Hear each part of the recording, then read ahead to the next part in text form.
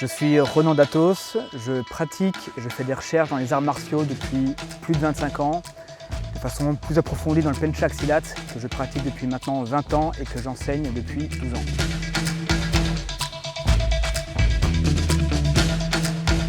J'ai toujours considéré les arts martiaux comme une discipline absolument unique, en ce sens où pratiquer à travers ses différentes facettes, elle permet à la fois de maintenir une bonne santé, d'apprendre à se défendre, de maîtriser ses émotions, de développer la confiance en soi. Et je ne connais pas d'autres disciplines qui ont un tel éventail de bienfaits exploitables pour la vie quotidienne.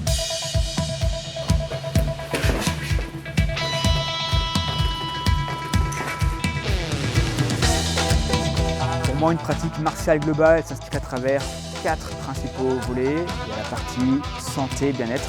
On peut avoir la meilleure technique du monde, si on n'est pas en bonne santé, ça ne servira pas à grand chose. Il y a la partie ensuite self-défense, il y a la partie préparation au mental et la préparation physique pour le combat. Et enfin, on a toute la partie des techniques traditionnelles.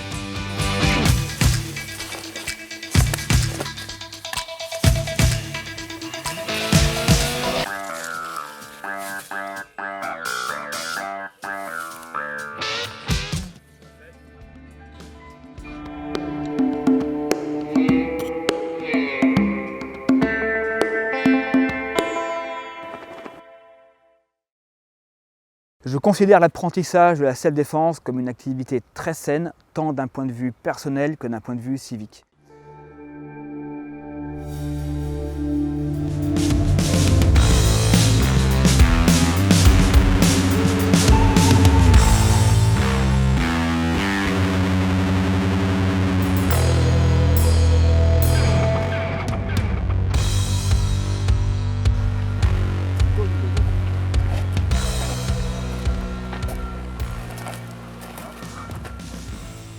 D'un point de vue personnel, parce qu'elle permet de développer la confiance en soi, et d'un point de vue civique, car elle apprend à prendre ses responsabilités en se dotant des moyens d'intervenir si on est victime ou témoin d'une agression.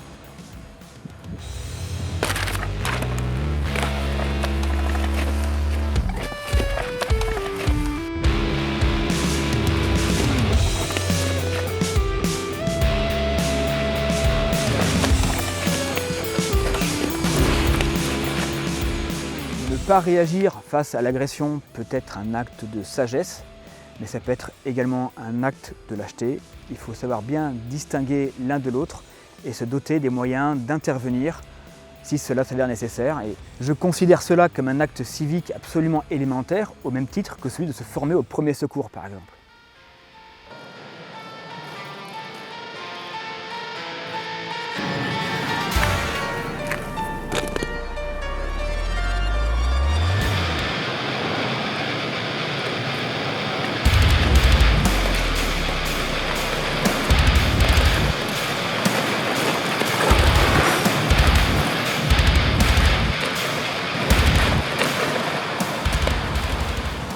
Les techniques de self-défense peuvent paraître violentes, et c'est vrai qu'elles sont par nature expéditives. Mais attention à ce qu'il n'y ait pas d'amalgame. La violence, c'est de se faire agresser, non pas de se défendre. Dès lors qu'on prend la décision de se défendre, il s'agit de le faire sans hésitation, de la façon la plus rapide et la plus efficace possible. Il n'y a pas d'autre option possible pour la simple raison que l'agresseur a forcément un ascendant sur vous. Ascendant psychologique, c'est lui qui est à l'initiative, il est en confiance, et ascendant physique, s'il vous agresse, c'est qu'il est plus costaud, qu'il est armé ou qu'il n'est pas seul.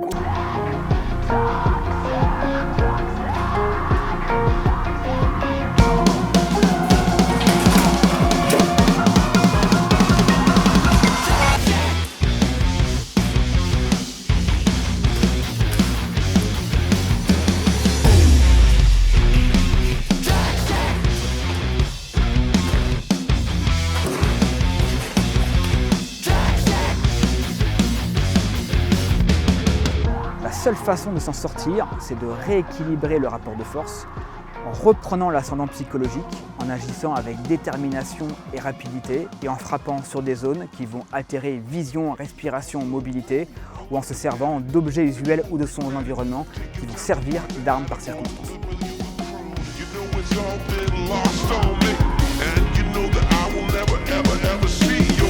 I'm just a madman who's never sorry. Think I'm gonna change, but you gotta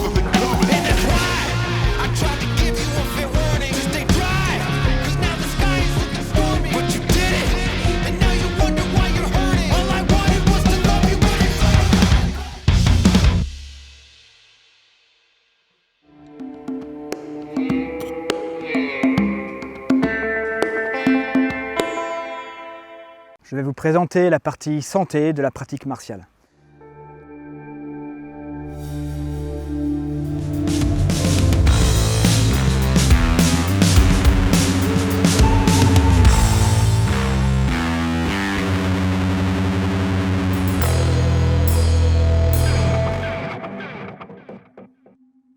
Je suis un adepte des méthodes qui permettent au corps de se régénérer de façon saine et naturelle dans la durée.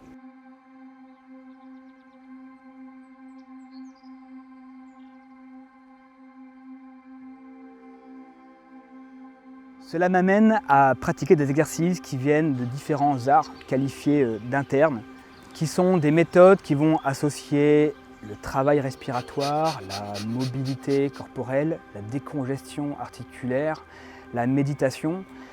Et ce sont également des pratiques qui s'effectuent dans le calme et le repos et qui permettent par là même de se recentrer sur soi.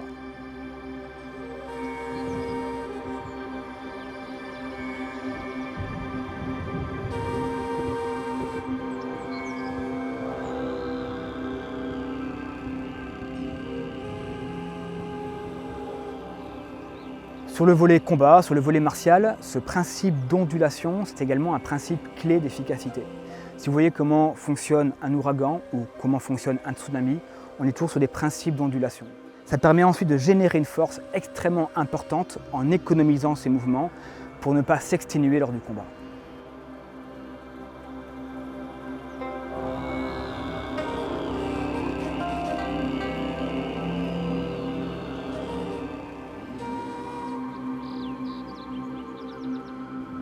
Je considère vraiment le fait de prendre le temps de faire ces exercices comme un acte de respect vis-à-vis de soi, vis-à-vis de la vie qui nous dote d'un corps performant et qui nous invite par là même à en explorer le potentiel, à en prendre soin et pour savoir également s'en émerveiller.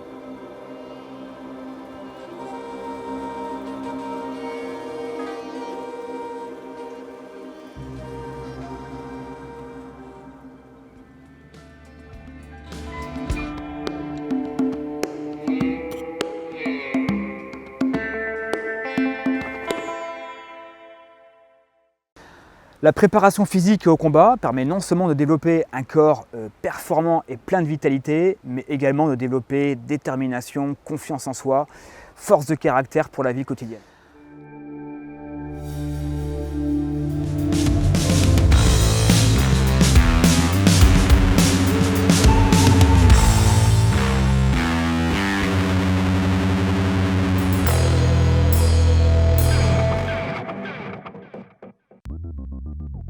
Sur ces volets, j'affectionne tout particulièrement les exercices qui permettent de développer une musculation globale, équilibrée de façon saine et naturelle. Les exercices d'explosivité qui permettent de développer puissance et rapidité, mais également qui permettent d'extérioriser ses émotions, de développer la confiance en soi pour des bienfaits au quotidien.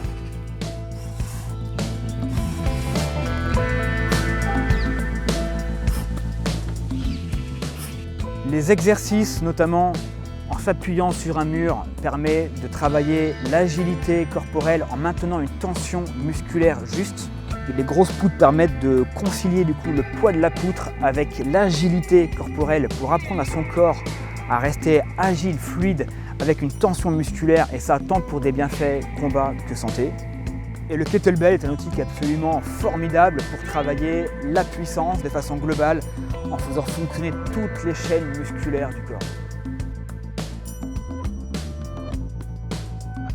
Les exercices de sport de combat, c'est pas ça le vrai combat. Mais tout cet exercice d'approche par le combat permet de travailler la dextérité, l'agilité, de s'habituer progressivement au stress du combat et permet de développer une bonne aisance corporelle et être à la fois fluide, agile, stable, ancré à travers le combat.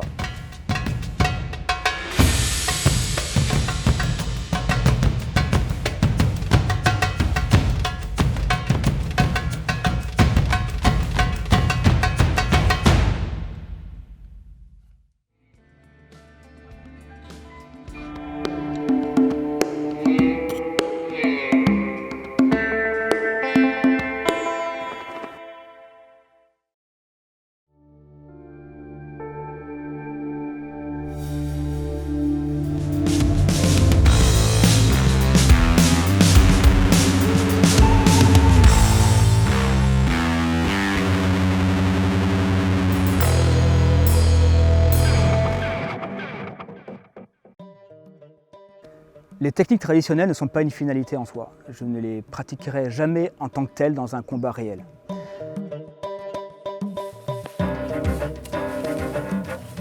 Soit parce qu'elles sont des techniques de guerre ou de guérilla de jungle qui ne sont pas adaptées au contexte de la self-défense occidentale contemporaine, soit parce que leur finalité n'est pas l'application directe en combat.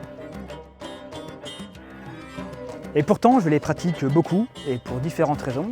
D'une part pour le plaisir, ensuite parce que ces techniques sont le condensé du savoir des anciens qui, eux, ont connu le combat de survie au sens propre du terme.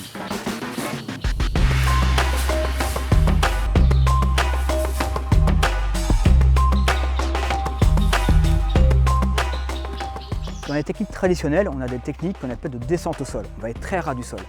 Le contexte indonésien, il faut savoir que c'est un contexte de jungle avec beaucoup d'arbustes qui sont très très bas. Du coup, le fait de baisser le niveau permet de se cacher en dessous du niveau des arbustes. Les différents grands principes fondamentaux et essentiels qui caractérisent le Pencak Silat, c'est les frappes en rafale, en multiniveau, dans les zones sensibles qui vont altérer vision, respiration, mobilité pour reprendre l'ascendant psychologique et l'ascendant physique sur lui. Alors, en Pencak Silat, on va travailler à la fois à main nue, mais également avec des armes, et également on va utiliser son environnement. Bien sûr, on le pratique pour le respect de la tradition, pour développer de bonnes formes de corps, mais également on part du principe que savoir pratiquer les fondamentaux du combat au couteau et au bâton, c'est également le meilleur moyen ensuite pour savoir s'en prémunir si on se fait agresser par quelqu'un qui a ce type d'arme.